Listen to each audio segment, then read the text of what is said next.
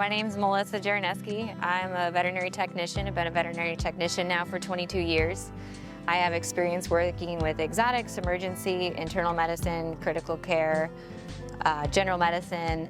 I've been in the vet clinic ever since I was 16 years old, so it's been my life all along. For the most part, I work with dogs and cats. I really enjoy the challenges of different exotic species, but most of my job requires dogs and cats. So Quadrilin, probably the most remote place that I've come to for work. I've also gone to Australia and done a little bit of work there as well. But as far as actual veterinary care of pets, Kwajalin's probably the most travel that I've done. So the most common thing we see here, especially, is going to be skin allergies. So a lot of the dogs develop allergies here because the environment's just so damp all the time. And cats, it's usually a urinary issue because they're not drinking enough water. Working emergency, that was every day.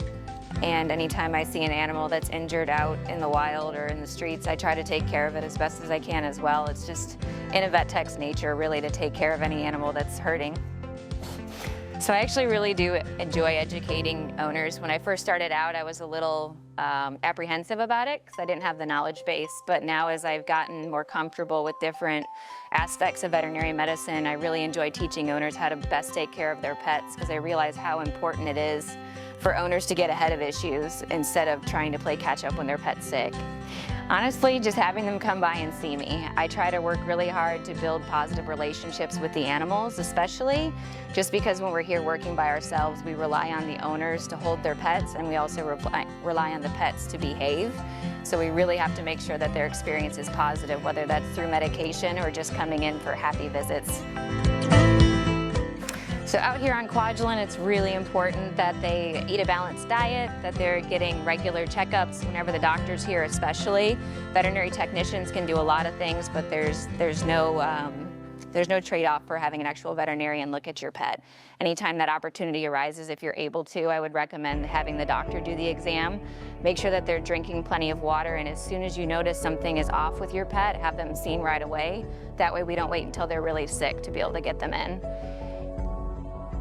Highly recommend running blood work on your pets if they're over the age of 6 for no reason other than having a baseline. That way, if they do get sick, we have something to base our sick results off of.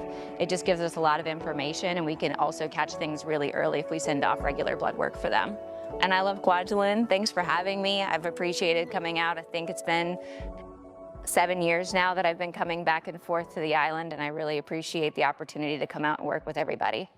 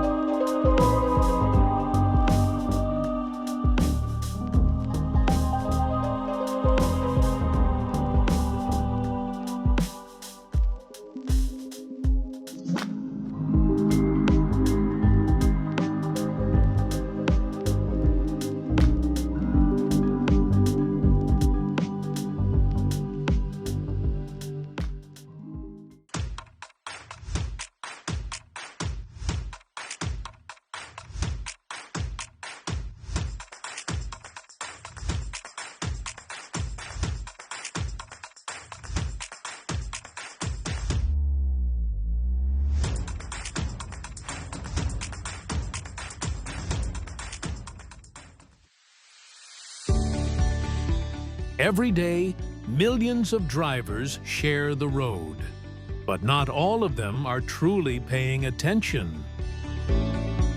Something as simple as a missed signal can lead to disaster.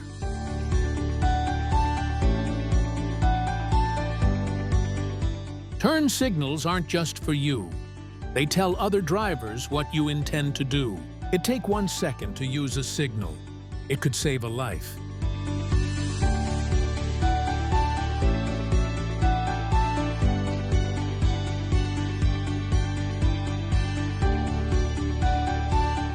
The best drivers don't rush. They think ahead. They communicate.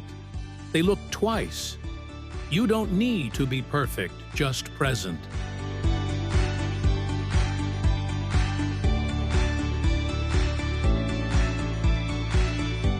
Use your signal. Check your surrounding. Drive like lives depend on it, because they do.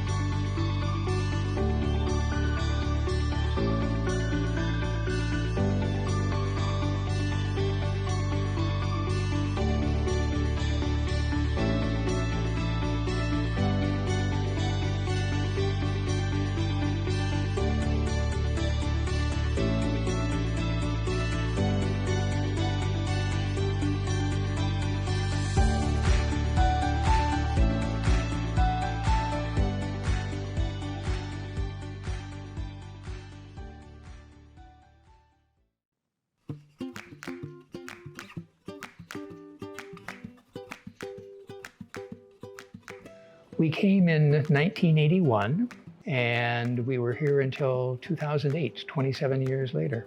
So I was a physician. I ended up studying in Indiana, my home state.